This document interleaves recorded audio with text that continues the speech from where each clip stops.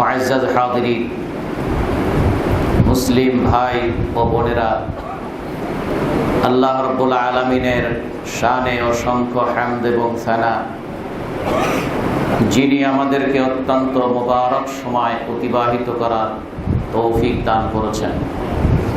যেই সময়গুলোতে সবচেয়ে কল্যাণকর, সবচেয়ে ভালো দিন এবং সময়গুলোকে আমরা সিয়াম, কিয়াম, অন্যান্য নেক আমল এবং ইবাদতের মাধ্যমে অতিবাহিত করার চেষ্টা করছি। আল্লাহ সেই তৌফিক দান করেছেন, আলহামদুলিল্লাহ। এবং আল্লাহর কাছে আমরা পবিত্র রমাদানের এই শেষ দশকে বিনীতভাবে কায়ে মনে বাক্যে নিষ্ঠার সাথে আমাদের অতীতের সকল গুনাহগুলো মাফ চাই। আল্লাহ তুমি মাফ করে দাও, আমাদের ত্রুটিগুলোকে তুমি নেকিতে পরিবর্তন করে দাও, আমাদের উপর থেকে সকল ধরনের বালা মুসিবত উঠিয়ে নাও এবং আমাদেরকে তুমি হেফাজত করো ইয়া রাব্বাল আলামিন।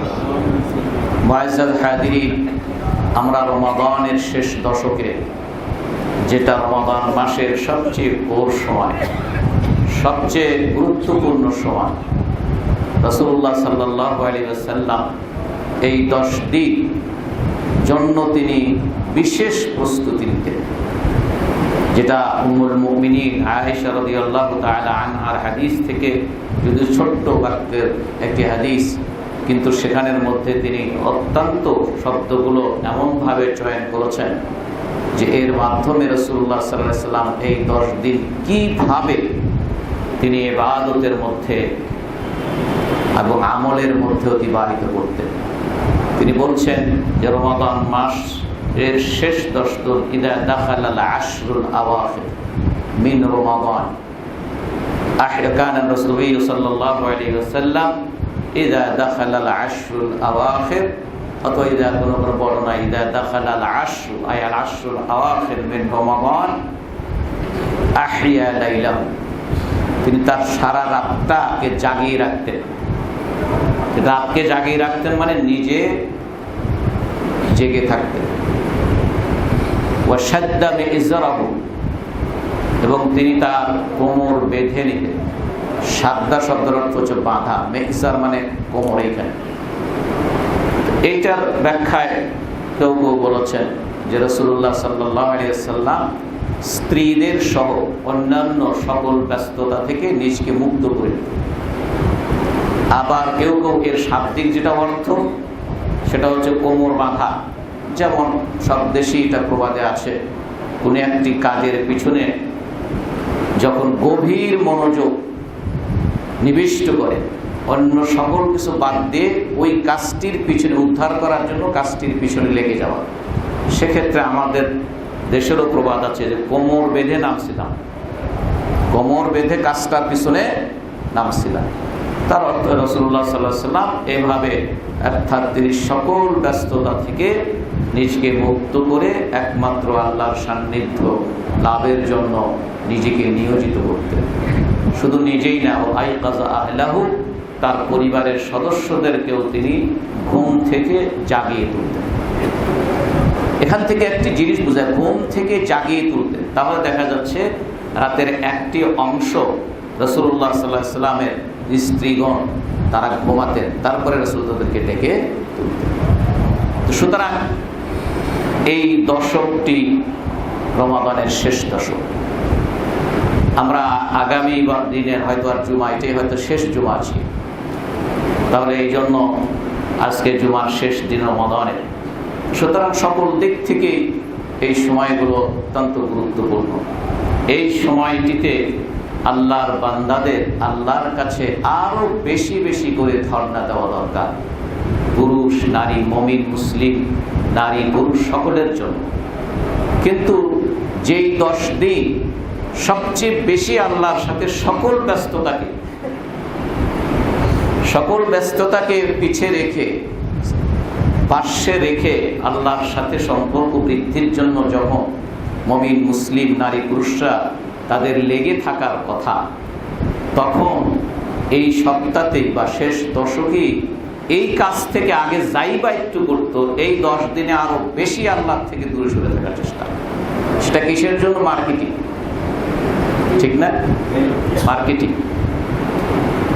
মার্কেটিং এর জন্য, বাজার করার জন্য নারী পুরুষ সকলেই বাজারগুলোতে কিরকম ভিড়। বাজারে গেলে কিন্তু মনে হয় না যে করোনা আছে, বাজারে গেলে কিন্তু মনে হয় না যে লকডাউন আছে, রাস্তাঘাটে গাড়ি ঘোড়ার চলন দেখে মনে হয় না। আজকের থেকে না হয় একটু শিথিল করছে কোনো পরিবহন, যেগুলো আন্তঃজেলা গতকাল থেকে বোধহয় শুরু হয়েছে, সেটা তো ভিন্ন কথা। কিন্তু পিছনের দিনগুলো চিত্র তো এলেই ছিল যে রাস্তাঘাটে প্রচুর প্রাইভেট গাড়ি, এরা তো অফিস আদালত বন্ধ, সরকারি অফিস আদালত বন্ধ, খুব সীমিত আকারে অফিস চলছে, তারপরে এত লোক তো বাজার ছাড়ার কোথায়? সুতরাং, এবং সেখানে মহিলাদের সংখ্যা তো আরো বেশি, মহিলাদের সংখ্যা তো আরো বেশি। সুতরাং এগুলো রমাদানের শেষ দশকের চিত্র। মুসলিমদের সমাজে এরকম হওয়ার কথা। আবার এই জন্য, এই যেহেতু খাতক আছে, চাহিদা আছে, এই জন্য ব্যবসায়ীরা এটার জন্য তারাও প্রস্তুতি কম নেন, তাই না? সুতরাং আল্লাহ রাসূল সাল্লাল্লাহু আলাইহি ওয়াসাল্লামের এই সকল ইবাদতের সময় এবং অনুষ্ঠানগুলোর বাস্তবতা আর বর্তমান সময়ের মুসলিম সমাজের মুসলিমদের বাস্তবতা এক নয়। ঈদের বাজার ঘাট তারা কিন্তু আগেও করতে পারে।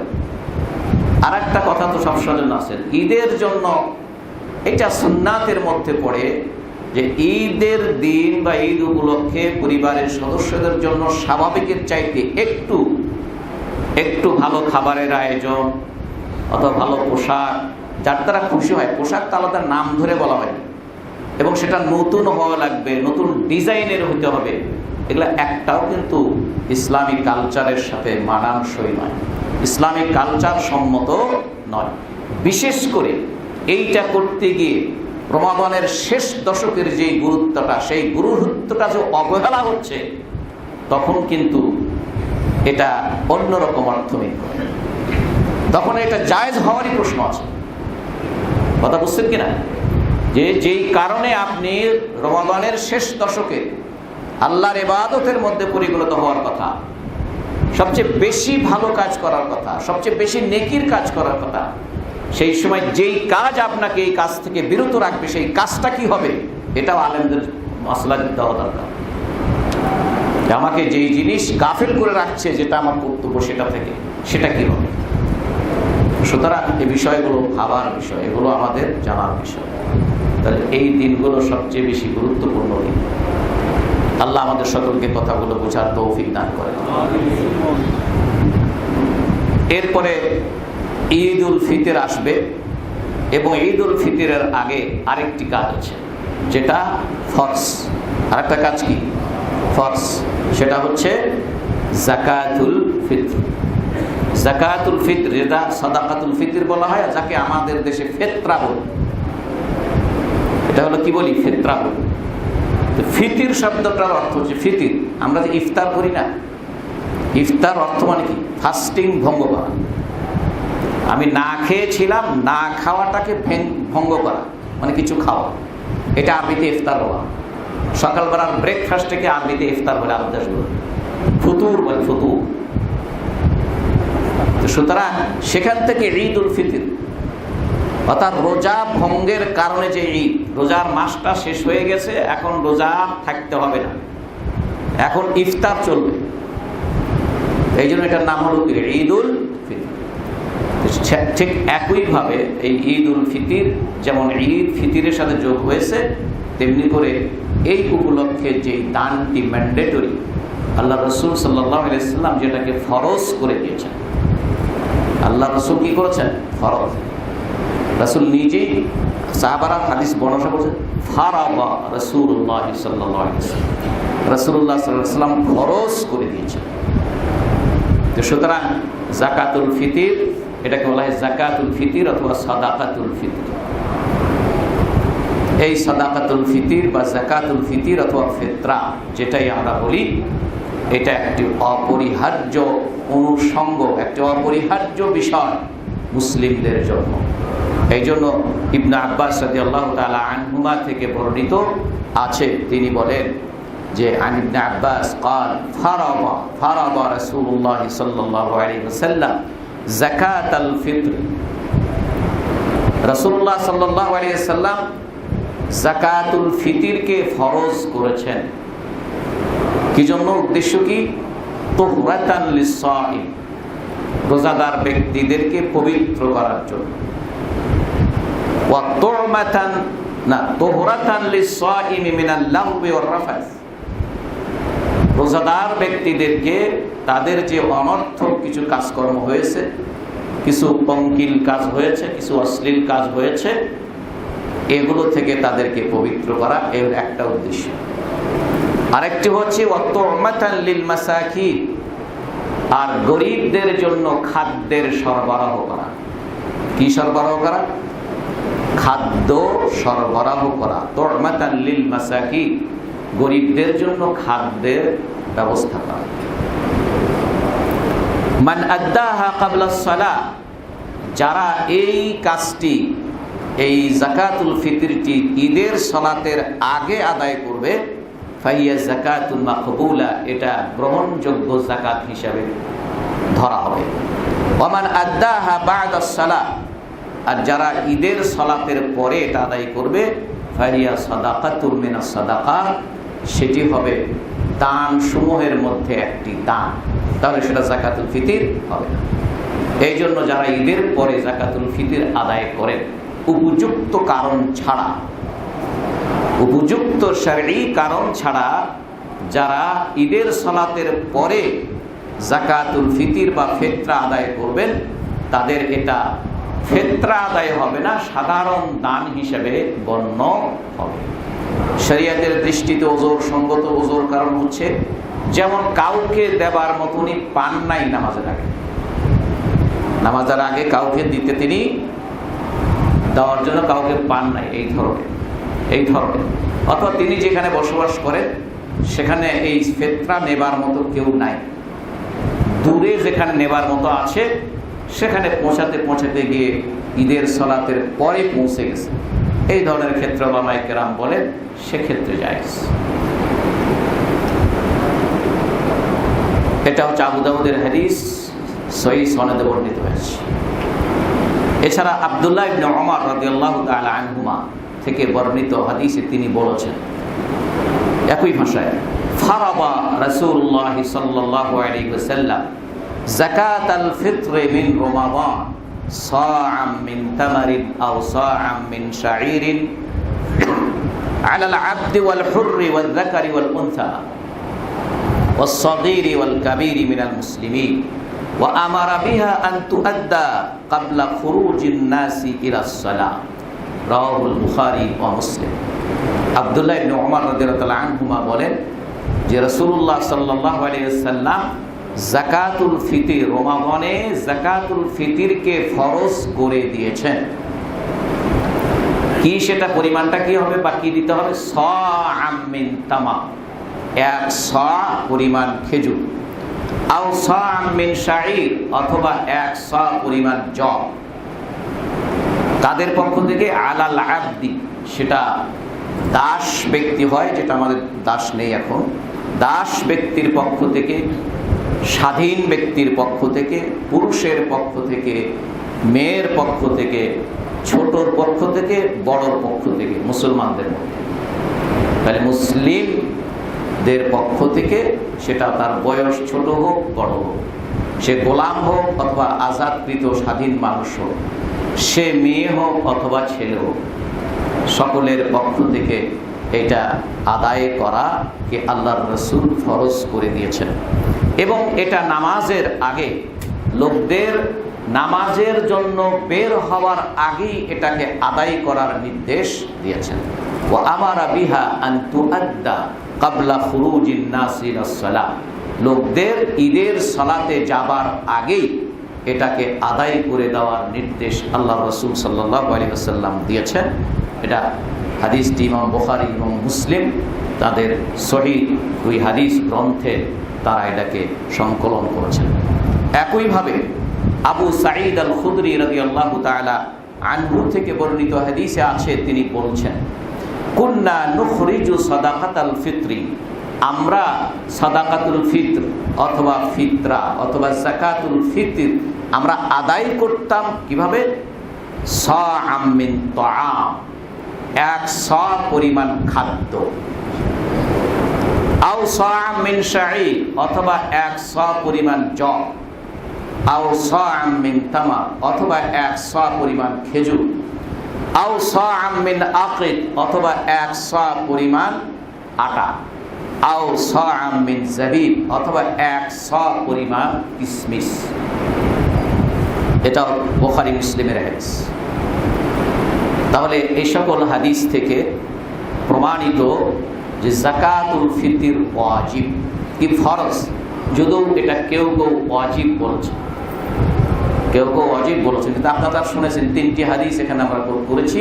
তিনটি হাদিসেই সাহাবীরা নিজে বলছেন, যারা রাসূলুল্লাহ সাল্লাল্লাহু আলাইহি সাল্লামের সময় যে রাসূলুল্লাহ সাল্লাল্লাহু আলাইহি সাল্লাম এটাকে কি করেছেন? কি করেছেন? ফরজ করেছেন। ফারাদা, ফারাদা, এখানে যে সকল উলামায়ে কেরাম তারা এই ফারাদা অর্থকে ওয়াজাবা, ওয়াজিব বলতে কিন্তু ওই যে ফিকহির ওয়াজিব একটা হলো ফরজ, তার নিচের ধাপ হচ্ছে কি? ওয়াজিব, তার নিচের ধাপ হচ্ছে সুন্নাহ।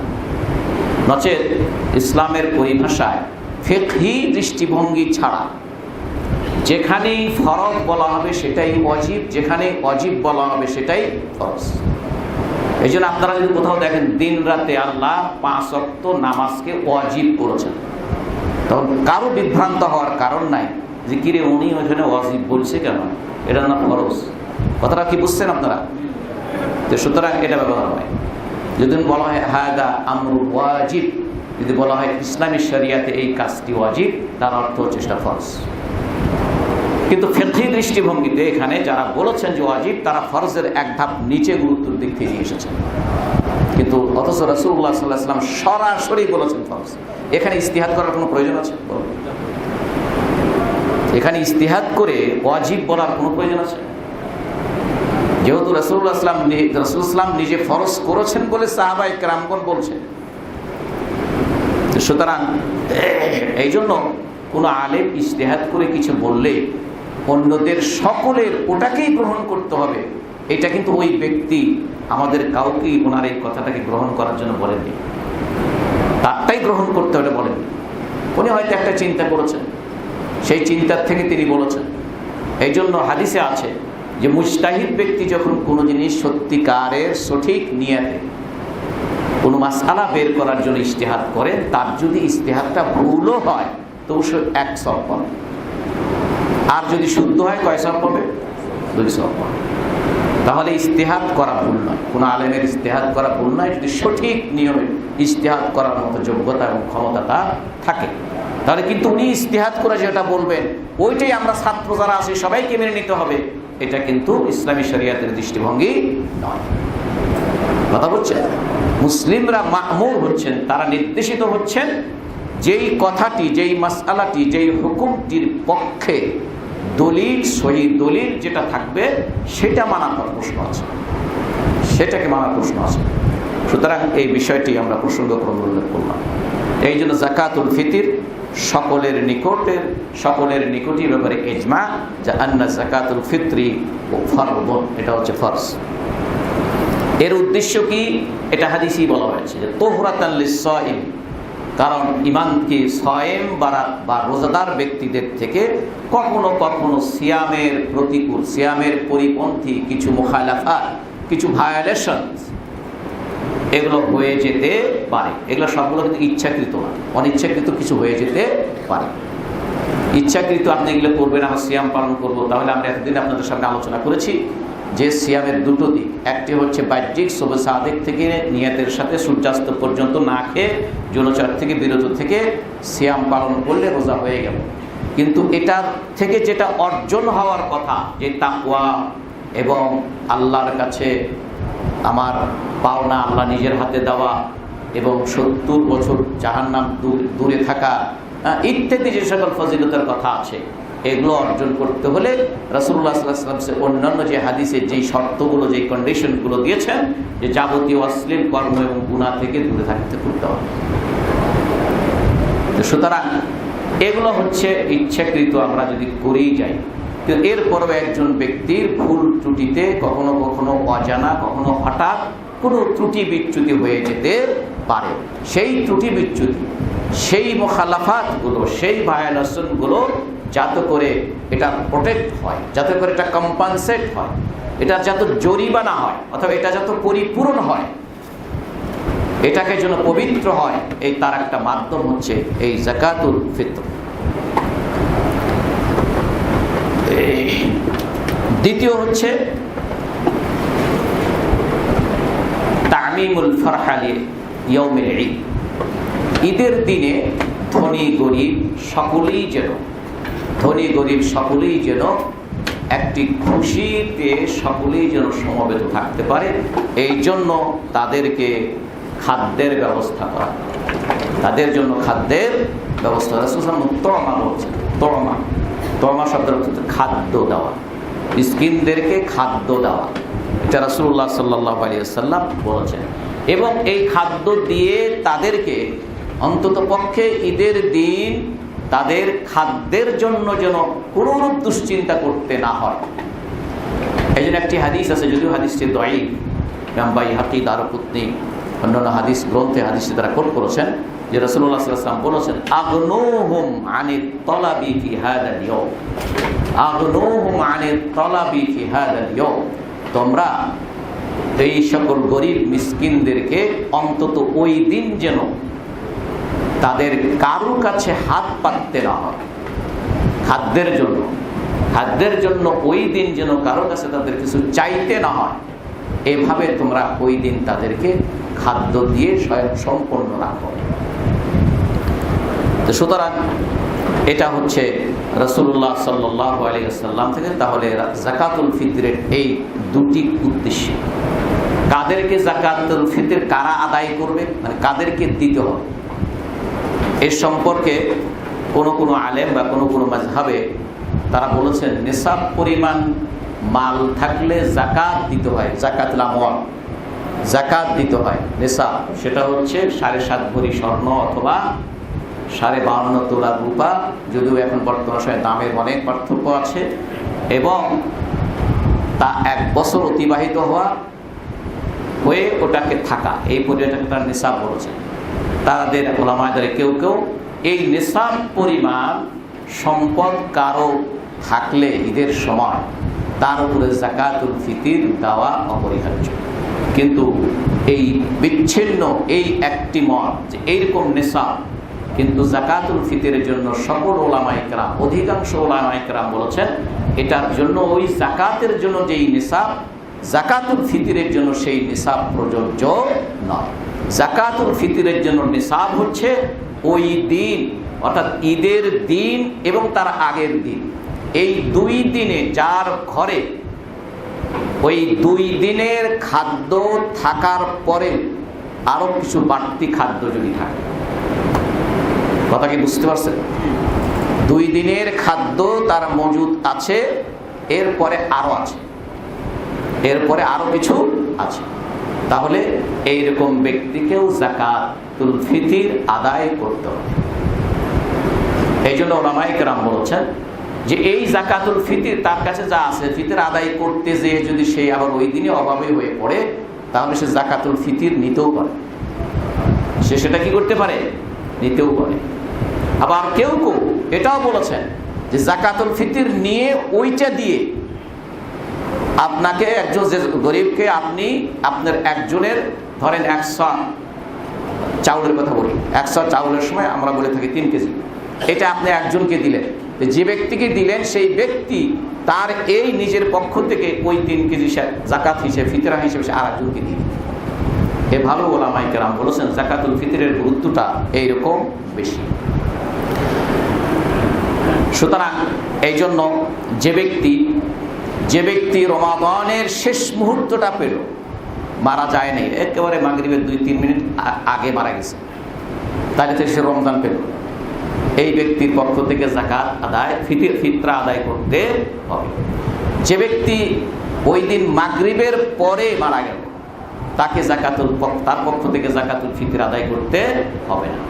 যেই বাচ্চা জন্মগ্রহণ করলো মাগরিবের একটু আগ দিয়ে, তার জন্য ফিতরা আদায় করতে হবে। যেই বাচ্চা মাগরিবের পরে জন্মগ্রহণ করলো তার জন্য ফিতরা দেওয়াটাই উচিত। উসমান রাদিয়াল্লাহু তাআলা আনহু তাই করেছেন। সুতরাং তার আমলের সাথে মিলিয়ে তারটাও দেওয়া উচিত। যদিও হিসাব বলে, কিয়াসে বলে যে মাগরিবের পরে জন্মগ্রহণ করলে সে তার রমাদান পায় না, এই জন্য তার উপরে হওয়ার কথা না। কিন্তু উসমান রাদিয়াল্লাহু তাআলা আনহু তিনি দিয়েছেন, তার স্ত্রীর বাচ্চা হয়েছে মাগরিবের পরে, তিনি তার পক্ষ থেকেও ফিতরা আদায় করে দিয়েছেন। তা আমালান বিসুন্নতি উসমান রাদিয়াল্লাহু তাআলা আনহু তুআদ্দা যাকাতুল ফিত্রি আনিল জানিন আল্লাযী উলিদা বা'দা সালাতিল মাগরিব। মাগরিবের পরে যেই বাচ্চা জন্মগ্রহণ করেছে তার পক্ষ থেকে দিয়ে দেওয়া। কোন একজন ব্যক্তি যিনি যার উপরে যাকাতুল ফিতর ফরজ ছিল, মনে করেন ঈদের রাতে সে মারা গেছে, এখনো দেয়নি, যাকাতুল ফিতর আদায় করেনি, মাগরিবের পরে মারা গেছে অথবা তার পরে মারা গেছে, ঈদের আগেই তো সে মারা গেছে, তখন তার পক্ষ থেকে সে যে সম্পদ রেখে গেছে তার সম্পদ যেমন বন্টন হবে, তার সম্পদ বন্টনের আগে তার ঋণ আছে কি আছে সেগুলো যেমন পরিশোধ করতে হয়, ঠিক একইভাবে যাকাতুল ফিতরের জন্য তার দায়িত্ব রয়ে গেছে, এটাও তার রেখে যাওয়া সম্পদ থেকে আদায় করে দিতে হবে। পরিমাণটা কি হবে? আপনারা পরিমাণের বিষয়টা তিনটি হাদিসই শুনেছেন যে আব্দুল্লাহ ইবনে ওমর, আবু সাঈদ আল খুদরি রাদিয়াল্লাহু তাআলা আনহুমা তারা স্পষ্ট করেই কিভাবে সাহাবায়ে কেরামগণ যাকাতুল ফিতর আদায় করতেন তারা সেটা বলেছেন। এটাই হচ্ছে যাকাতুল ফিতরের মিকদার, মানে কি পরিমাণ দিতে হবে, কি দিয়ে দিতে হবে, সেটা সেখানে স্পষ্ট করে আমরা দেখতে পেয়েছি। তাহলে যাকাতুল ফিতর এটা আদায় করতে হবে হচ্ছে 100 পরিমাণ। আমাদের দেশের প্রধান খাদ্য যেমন চাউল অথবা গম অথবা যব, অথবা যেই দেশে যেই খাদ্য হিসেবে প্রচলিত, যেই সমাজে যেই যুগে কোথাও যদি নুডলস থাকে তো সেটাকে সেভাবেই, নুডলসটাই তাদের কোনো খাদ্য হয় সেভাবে, অথবা গম, এরপরে খেজুর, কিশমিশ, যেগুলো আপনারা এর আগে আমরা বলেছি, এমনকি আটা এবং জব ইত্যাদি, এগুলো থেকে 100 পরিমাণ আদায় করা। 100 পরিমাণ নিয়ে যদিও মতামত রয়েছে, তবে সবগুলোকে কভার করার জন্য সৌদি আরবের গ্র্যান্ড মুফতি শেখ বিন বাজ ইবনে বাজ, আব্দুল আজিজ ইবনে বাজ মুহাম্মদ রাহিমাহুল্লাহ, তিনি এবং তার মতো অসংখ্য আলেমরা সে দেশের ফতোয়া আল-লাজনা দায়েমা, সৌদি আরবের যে গ্রান্ড ফতোয়া বিভাগ, সেখান থেকে তার 3 কিলোর কথা বলছে। 3 কিলোর একটু কম হয়, 3 কিলোগ্রামের একটু কম হয়, কিন্তু তারা বলেছে যে 3 কিলোগ্রাম দিলে আর কোনো সন্দেহ এর মধ্যে থাকে না। কেউ 2.5 কেজির কথা বলেছে। তো সুতরাং এটা হচ্ছে মদিনার সা হিসাবে। কিন্তু আমাদের দেশের হানাফি মাযহাবে সা 2 রকম, একটি হচ্ছে ইরাকের সা আর একটা হচ্ছে মদিনার সা। আচ্ছা আপনারা বলুন তো, রাসূলুল্লাহ সাল্লাল্লাহু আলাইহি ওয়াসাল্লাম কোথায় ছিলেন? উনি যখন সা দিয়ে মেপে দিয়েছেন সাহাবারা, ইরাকের থেকে সা নিয়ে এসে মেপে দিয়েছেন নাকি মদিনার সা যেটা ছিল সেটা? তাহলে ইরাকের সাটা কেন গ্রহণ করব বলুন? ইরাকের সাটা কোন দুঃখে ইরাকের সা আমি গ্রহণ করব? হতে পারে ইরাকের কোন আলেম যদি কথা বলে তখন বলবেন যে আমাদের ইরাকের সা বলতে এটাকে বুঝি আমরা, তাহলে ওই সা আর এই সার মধ্যে যেহেতু একটু পার্থক্য আছে, সুতরাং মদিনার সা এত পরিমাণ আর ইরাকের সা এত পরিমাণ। তো সুতরাং এই জন্য ইমাম আবু ইউসুফ, যিনি ইমাম আবু হানিফার প্রধান শাগির্দ, হানাফি মাযহাবে এটাকে ইরাকি সাকে তারা গ্রহণযোগ্য মনে করেন, করে তার অর্ধেক দেওয়ার কথা বলে। কথা বলছেন না? ইরাকি সাকে ধরে অর্ধেক সা দিতে বলে। কিন্তু তার প্রধান শাগির্দ ইমাম আবু ইউসুফ রাহমাতুল্লাহ আলাইহি ও রাহিমাহুল্লাহ, যিনি কাযীউল কুযাত ছিলেন, খলিফা আব্বাসী যুগের তিনি কাযীউল কুযাত ছিলেন, তিনি মদিনায় আসলেন এই সংশয়টা তিনি দূর করার জন্য যে সাটা কি দেখি, এই সময় মদিনা অথবা রাসূল সাল্লাল্লাহু আলাইহি ওয়াসাল্লামের সা কোনটা ছিল, এই জন্য তিনি মদিনায় আসলেন। মদিনায় এসে মদিনার লোকদেরকে, বিশেষ করে বৃদ্ধ লোকদেরকে বললেন যে বাবারে একটু আপনাদের সাটা একটু নিয়ে আসেন তো, আপনাদের সা, এই ভাণ্ডটা, এটা একটা ভাণ্ড, আমরা ছোটবেলায় দেখেছি, আপনারা আসছিল কিনা, ধান টান মাপার জন্য কাঠা বলতো। সেই কাঠাকে দাঁড়িপাল্লায় তুললে কতগুলো 500 হতো, কতগুলো 10 হতো। এই জন্য 500 কাঠা বা 10 কাঠা এরকম দেখেছি ছোটবেলা, আমাদের বাড়িতেও ছিল। তো সুতরাং এরকম ভাণ্ড, সা হচ্ছে এরকম একটা ভাণ্ড পাত্র, সেই পাত্র তোমরা সা নিয়ে আসো।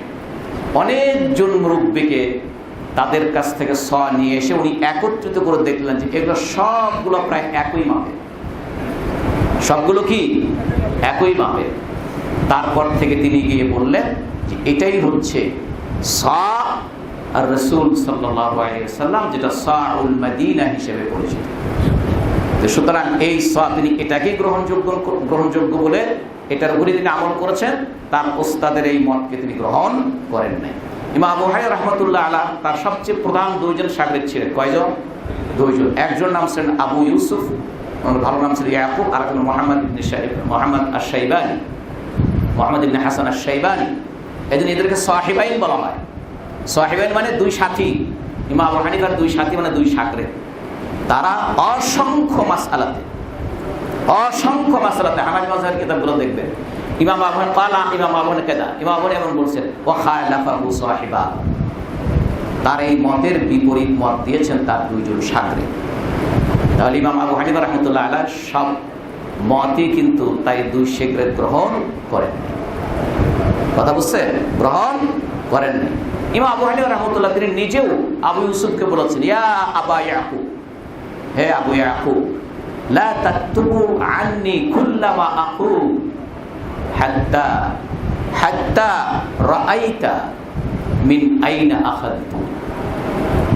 যে হে আবু ইউসুফ, তুমি আমি যাই বলি তাই লিখো না, যতক্ষণ পর্যন্ত তুমি না দেখবে যে আমি এই কথাটি কোন দলিলের ভিত্তিতে বললাম, কোন দলিলের ভিত্তিতে এই কথাটি বললাম, ততক্ষণ পর্যন্ত তুমি দেখো। কারণ লিআন্নি আকুলু শাইআন ফিল ইয়াউম ওয়া উগাইয়িরুহু ফি ইয়াউমিন আখার। কারণ আজকে আমি একটি কথা বলছি, কিন্তু কালকেই আমি সেটা পরিবর্তন করতে পারি। এগুলো ছিল হলো দলিলের কারণ। আজকে যখন তিনি কত কথা বলেছেন, তার সামনে যাই দলিল ছিল সেটার ভিত্তিতে বলেছেন। একদিন দুদিন পরে যখন দেখেছেন না দলিল আরো পাওয়া গেল বা অন্য আরো কিছু পেলাম, তখন তারা সেই মতটাকে পরিবর্তন করেছে। কথা বুঝতে পেরেছেন? তো সুতরাং আমরা ইমাম আবু হানিফা রাহমাতুল্লাহ আলাইহির কথাগুলো ফিকহের কিতাবগুলো তো দেখি, সেটা হচ্ছে যেমন কুদুরি আছে, হেদায়া আছে, এই সকল কিতাবগুলো ইমাম আবু হানিফার মৃত্যুর শত বছর পর তৈরি হয়েছে।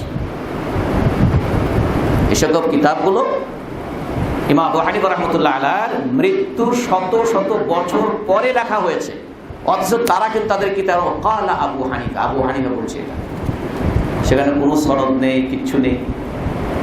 কথা কি বুঝতে পারছেন? কুদুরি যিনি 500 বছর, তার জন্ম হলো 500 কত হিজরিতে ছিল, আর ইমাম আবু হানিফা মারা গেছেন 150 হিজরি, তাই না? তিনি বলতেছেন ক্বালা আবু হানিফা বলছেন, তার বইতে এরকম লেখা আছে ক্বালা আবু হানিফা। উনি কার কাছ থেকে শুনছেন, উনি ওনার উস্তাদকে বলছে, উনি কার কাছ থেকে শুনছেন, এগুলো কিন্তু নেই।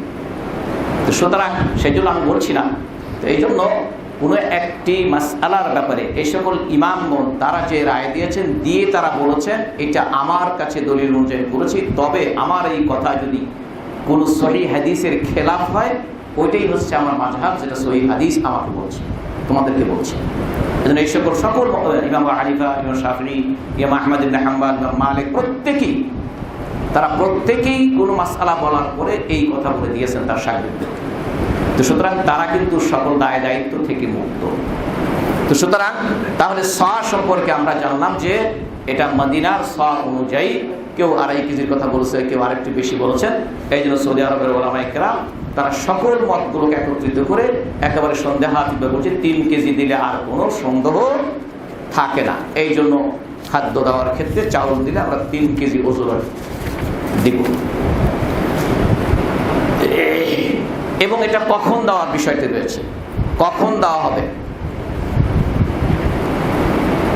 রাসূলুল্লাহ সাল্লাল্লাহু আলাইহি ওয়াসাল্লাম যেমন হাদিসটি বলেছেন ইবনে আব্বাসের, যে মান আদ্দাহা ওয়া আমারা বিহা, যেমন ইবনে আমর বলেছেন ওয়া আমারা বিহা আন তুআদ্দা ক্বাবলা খুরুজিন নাস ইলা সালাম, ঈদের নামাজ যাওয়ার আগে দেওয়া, এটাই রাসূলুল্লাহ নির্দেশ দিয়েছেন। কিন্তু ইবনে ওমর তিনি বলেছেন তার আজাদ করা গোলাম নাফে, তিনি বলছেন যে ইবনে ওমর রাদিয়াল্লাহু আনহু তিনি ঈদের বের হওয়ার আগে তিনি সকলের পক্ষ থেকে যাকাতুল ফিতর আদায় করতেন, এমনকি আমার সন্তানদের পক্ষ থেকেও তিনি দিতেন।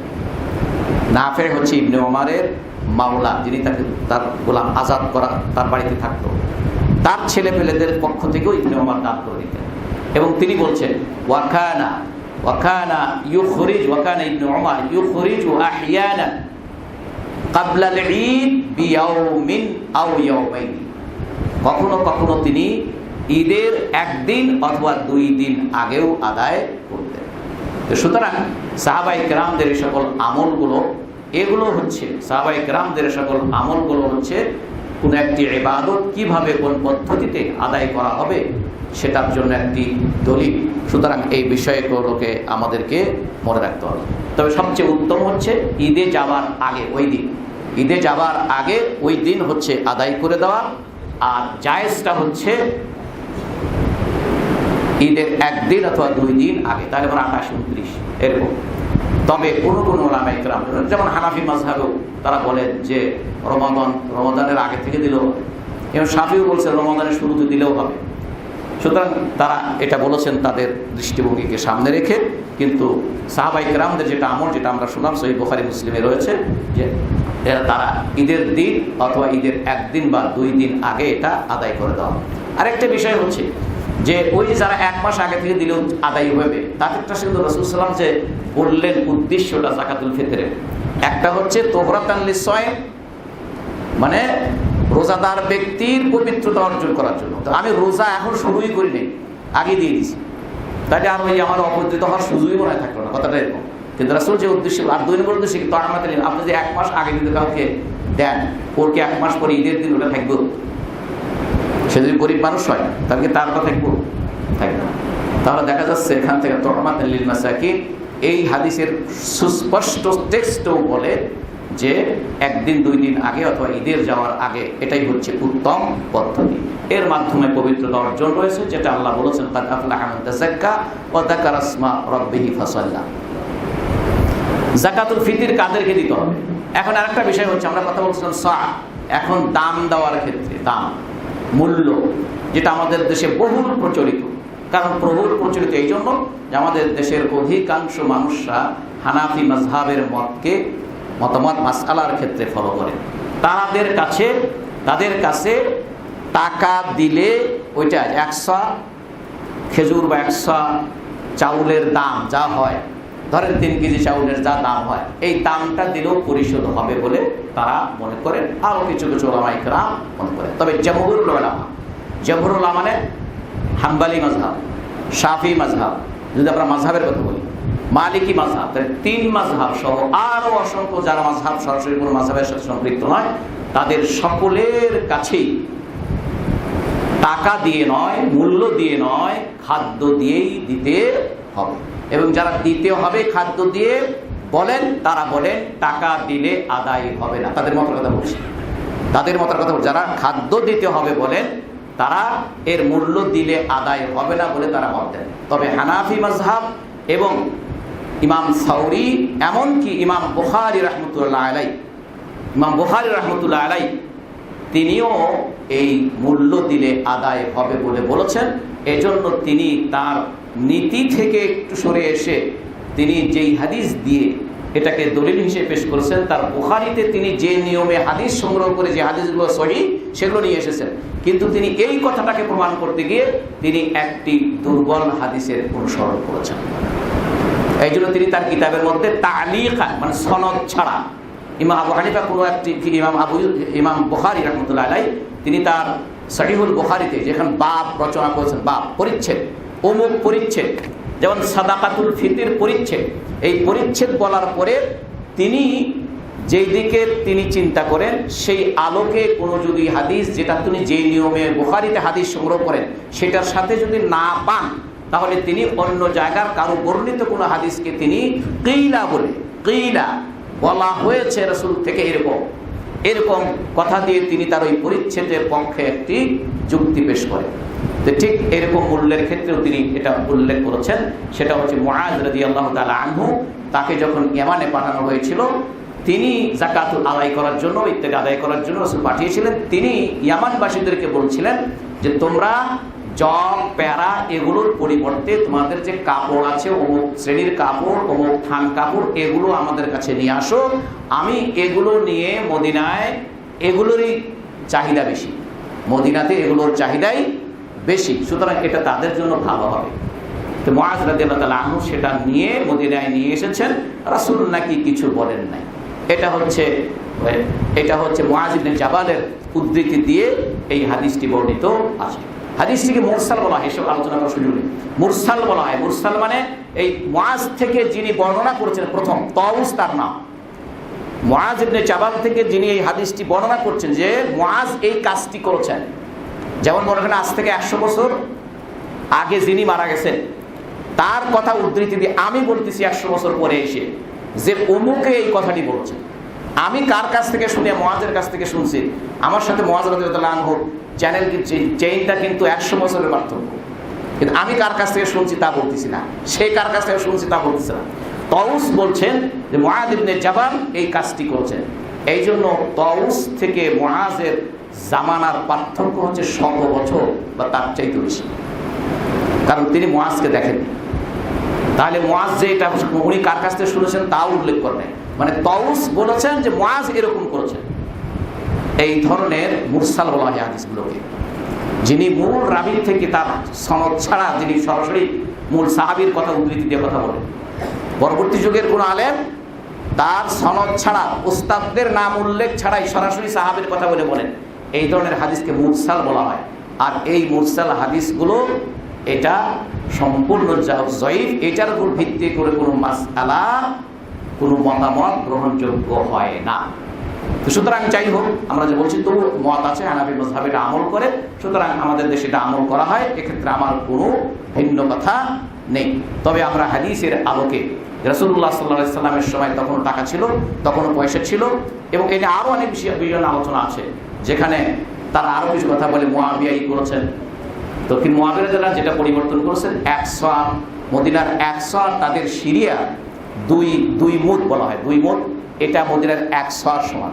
তো ওখানে তাদের ওটাকে অর্ধেক সিরিয়া, তো এই জন্য বলছে উনি পরিবর্তন, উনি তার মূল্য বলছেন যে 100 খেজুরের সমান হচ্ছে অর্ধ শাঈর জব, এবং উনিও সেটা কিন্তু ওই খাদ্যদ্রব্যই ওটা বলছে 100 পরিবর্তে অর্ধেক জব দিলে হবে। তাহলে জব এটাও খাদ্য, খেজুর এটাও খাদ্য, উনি কিন্তু মূল্য দেন নাই, কিন্তু যারা মূল্য দেওয়ার কথা বলে এটা দিয়েও তারা দলিল দেয়, তাই উনি তো পরিবর্তন করছে, খেজুরের পরিবর্তে জব, 100 পরিবর্তে অর্ধেক সুতরাং মূল্য দেওয়া যায়। তো এটা কি উনি কি মূল্য পরিবর্তন, উনি কি মূল্য দিচ্ছেন? উনি তো খেজুরের পরিবর্তে জব আর একটা খাদ্যদ্রব্য। তো সুতরাং এই জন্য এই সকল কথাগুলো অনেক উত্তরও আছে। তবু যাই হোক, যেহেতু অনেক ওলামায়ে কেরাম বলেছেন, সেক্ষেত্রে আমি ভিন্ন কথা বলতে চাই না। ভিন্ন কথা শুধু এটাই যে রাসূলুল্লাহ সাল্লাল্লাহু আলাইহি সাল্লামের সময় টাকা পয়সা সব ছিল, তারপরও সাহাবায়ে কেরামরা এবং রাসূল সাল্লাল্লাহু আলাইহি বলেছেন সাহাবাকেরা সেভাবেই আমল করেছেন, এভাবেই সাহাবাদের যুগ চলে গেছেন। বিক্ষিপ্ত বিচ্ছিন্ন কোনো কিছু থাকলে সেটাকে গ্রহণযোগ্য নয়। যেহেতু রাসূল সাল্লাল্লাহু আলাইহি সাল্লাম তিনি শরীয়ত পরিণেতা, তিনি যেভাবে বলেছেন সেভাবে আদায় করার মধ্যে কল্যাণ। আল্লাহ আমাদের সকলকে তৌফিক দান করুন। বারাকাল্লাহু লাকুম ফিল কুরআনিল আযীম ওয়া নাফা'নি وإياكم بما فيه من الآيات والذكر الحكيم. أقول قولي هذا وأستغفر الله لي ولكم ولسائر المؤمنين فاستغفروا إنه هو الغفور الرحيم. الحمد لله وحده والصلاة والسلام على من لا نبي بعده. أما بعد فإن أحسن الحديث كتاب الله وأحسن الهدي هدي محمد صلى الله عليه وسلم وشر الأمور محدثاتها وكل محدثة بدعة وكل بدعة ضلالة وكل ضلالة في النار أو كما قال عليه الصلاة والسلام. معزز حاضرين, এরপরে ঈদুল ফিতর। ঈদুল ফিতরের জন্য বাড়ি থেকে বের হওয়ার সময় পোশাক পরে গোসল করা, তার আতর খুশবু লাগানো, তা সকলে আপনারা জানেন। এবং বের হওয়ার আগে রাসূলুল্লাহ সাল্লাল্লাহু আলাইহি ওয়াসাল্লামের সুন্নাত ছিল বের হওয়ার আগে তিনি বেজোড় সংখ্যায় খেজুর খেতেন। তা আপনাদের বা আমাদের বাড়িতে যদি খেজুর থাকে তা আমরা খেয়ে বের হলাম, না হলে যা থাকে তাই খেয়ে বের হবো। সুতরাং এটা হচ্ছে সুন্নাতের, তবে সুন্নাত পালনের নিয়ত করে এবং গোসলও সুন্নাতের নিয়ত করে, ভালো কাপড়টা ওই দিন পরবো সুন্নাতের নিয়ত করে, তাহলে আমরা সওয়াব পাবো। আর যদি সুন্নতের নিয়াত ছাড়া এমনি প্রতিদিন খাই আজকেও খেলাম, প্রতিদিন ভালো কাপড় পরে আজকেও পরলাম, তাহলে আর সুন্নাতের নিয়াত যেহেতু নাই তাহলে কিন্তু সওয়াবটা পাওয়া যায় না। এই জন্য আমাদের নিয়াতের উপরে যে অনেক আমল নির্ভর করে তার সওয়াব। আমল দেওয়া হয় নিয়তের ভিত্তিতে। সুতরাং এই বিষয়টা আমরা খেয়াল রাখবো। এবং ঈদ অর্থ হচ্ছে খুশি, ঠিক আছে, এই জন্য আত্মীয় স্বজনের সম্পর্ক রাখা, গরিব মিসকিন যারা আছে তাদের প্রতি সহানুভূতি শেখা, নিজের আত্মীয় স্বজনদের খোঁজ খবর রাখা ইত্যাদি ভালো কাজের মধ্যে দিয়ে জন্য আমরা, এবং ওই দিন পরস্পর দেখা হলে অন্তত পক্ষে পরস্পরের জন্য এই সুদের শুভেচ্ছা বিনিময় করার ভাষাটা হচ্ছে তাকাব্বালাল্লাহু মিন্না ওয়া মিনকুম সালিহাল আমাল। আল্লাহ যেন আমাদের থেকে এবং আপনাদের থেকে ভালো কাজগুলো কবুল করেন। সাহাবায়ে কেরামদের সাথে দেখা হলে পরস্পর তাদের দেখা হলে এই দোয়াটা করতেন বলে কোনো আথারে কোনো সাহাবাদের বর্ণনা থেকে পাওয়া যায়। সুতরাং এটুকু আমরা করতে পারি। তবে ওই দিন নামাজ পড়ে ওইখানেই উঠে পরস্পর একসাথেই আসছে নামাজ পড়ে উঠে একজন দুজন কোলাকুলি, এটা কিন্তু কথা কি বুঝতে পারছেন? এটা কিন্তু সুন্নাতের মধ্যে নেই। হ্যাঁ, যার সঙ্গে আপনার দেখা হয় না, এমন আপনি এলাকায় গেছেন, দেখা হয়েছে এলাকার কোনো ব্যক্তির সাথে, আপনার বন্ধুর সাথে, ওখানে ঈদের মাঠেই দেখা হয়েছে, ঈদের নামাজের পরে যখন উঠছে তখন কিন্তু করতে পারে, কারণ অনেকদিন পরে দেখা হলে কোলাকুলি যাইছে। কিন্তু আপনি এখনই দুইজন একসাথে বাড়ি থেকে আসছেন, এসে নামাজ পড়ে উঠে ঈদ উপলক্ষে কোলাকুলি করতেছেন, এইটা সুন্নাতের মধ্যে নয়। এই কোলাকুলিটা সুন্নত মনে করে করলে দেখে বেদাত। তো সুতরাং এই সকল বিষয়গুলো আমরা খেয়াল রাখবো। আরেকটি বিষয় ভাইয়ের আমার, মসজিদের জন্য আপনারা সকলেই দান করছেন, আপনাদের চেষ্টায় অনেকেই টাকা পয়সা দেন, কেউ অ্যাকাউন্টে সরাসরি জমা দিলে তো আমার কাছে মেসেজ হিসেবে বুঝতে পারি, এবং কেউ এখানে সরাসরি দেন। আল্লাহ যেন সকলের দানকে কবুল করেন, যাদের চেষ্টার মধ্যে হচ্ছে তাদের জন্য কবুল করেন। একটি বিষয় আপনারা যদি অন্যভাবে না নেন, কারণ আমাদের এখানে কাজ করার ক্ষেত্রে যেমন আমরা এখন গোলামগোলা ঢালাই বা ছাদ ঢালাইয়ের ক্ষেত্রে আমরা একটা মিক্সার মেশিন যাদের আছে ওদের সাথে একটা কন্ট্যাক্ট আছে একেবারে মিক্সি টিচি সহ। এখন হঠাৎ কেউ যদি কোনো খুচরা কিছু দিতে চান, যেমন কেউ হয়তো রড দেবেন, কেউ হয়তো সিমেন্ট দরকার চিন্তা করছেন, এটা ডাইরেক্ট কিনে নিয়ে এসে এখানে দিলে দেখা যায় যে ওই মুহূর্তে রডটা দরকার পড়ছে না, অর্থাৎ ওই মুহূর্তে সিমেন্টের দরকার পড়ছে না, কারণ সিমেন্টটা এখন ওরা মিক্সিং করে ওরা দিচ্ছে, তাই না? এই জন্য সেক্ষেত্রে একটু যোগাযোগ করে দিলে একটু ভালো হয়। কারণ আপনি হয়তো সিমেন্টটা দিলেন, 10 বছর সিমেন্ট দিলেন, 12 বেশি দিলেন বা কম দিলেন, এখন সিমেন্টটা এই মুহূর্তে তার কলামের সাথে কাজ রাখতেছে, যেহেতু ওরা আমাদের কোম্পানি তারা করতেছে, তাদের সাথে ওভাবে কন্ট্যাক্ট আছে, তাহলে আপনার সিমেন্টটা রেখে দিতে হবে। রেখে দিলে হয়তো দেখা যাবে 10 দিন, 15 দিন, 20 দিন যদি রেখে দিতে হয় তো নষ্ট হয়ে যেতে পারে। তাই জন্য এটাকে অন্যভাবে নেবেন না। এই জন্য আপনারা যারা এরকম চিন্তা করেন তারা একটু যোগাযোগ করে সিদ্ধান্তটা নিলে ভালো। এটা হচ্ছে, আর আল্লাহ যেন আমাদের সকলের অতীতের সকল গুনাহগুলো আল্লাহ মাফ করে দেন, আল্লাহ যেন আমাদের প্রতি রাহমত নাযিল করেন। ইবাদাল্লাহ সাল্লু আলা নবিয়িকুম হাইথা মারাকুম রাব্বুকুম বিসসালাতি ওয়াসসালামু আলাইহি ফাকাল ইন্নাল্লাহা ওয়া মালাইকাতাহু ইউসাল্লুনা আলান নবী ইয়া আইয়ুহাল্লাযীনা আমানু সাল্লু আলাইহি ওয়া সাল্লিমু তাসলিমা। আল্লাহুম্মা সাল্লি ওয়া সাল্লিম ওয়া বারিক আলা নবিয়িনা মুহাম্মাদ ওয়া আলা আলিহি ওয়া সাহবিহি ওয়া সাল্লাম। ওয়ারদাল্লাহু আনিস সাহাবা খুসুসান আবী বকর ওয়া উমর ওয়া উসমান ওয়া আলী ওয়া আন বাকিয়াতি আসহাবি রাসূলিল্লাহ সাল্লাল্লাহু আলাইহি ওয়া সাল্লাম আজমাইন وعن التابعين لهم ومن تبعهم بإحسان إلى يوم الدين وعنا معهم بجودك وكرمك ورحمتك يا أرحم الراحمين. ربنا آتنا في الدنيا حسنة وفي الآخرة حسنة وقنا عذاب النار. ربنا ظلمنا أنفسنا وإن لم تغفر لنا وترحمنا لنكونن من الخاسرين. ربنا تقبل منا إنك أنت السميع العليم وتب علينا إنك أنت التواب الرحيم. اللهم أغثنا اللهم أغثنا اللهم أغثنا اللهم أغثنا هنيئا مريئا. اللهم أغثنا سقيا رحمتك يا رب العالمين. আল্লাহ তুমি আমাদের উপর বৃষ্টি নাজিল করো আল্লাহ। আল্লাহ তোমার রহমতের বৃষ্টি নাজিল করো আল্লাহ। আল্লাহ তোমার রহমতের বৃষ্টি নাজিল করো আল্লাহ। তোমার রহমতের বৃষ্টির মাধ্যমে অনেক বিপদ আপদ বালা মুসিবত রোগ ব্যাধি দূর হয়ে যায় আল্লাহ। আমরা তোমার বৃষ্টির প্রত্যাশা করছি আল্লাহ। আল্লাহ তুমি দয়া করো ইয়া রাব্বুল আলামিন।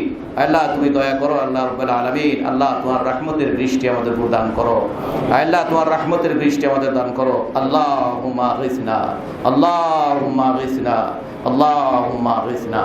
আল্লাহ তুমি আমাদের সকলকে হেফাজত করো।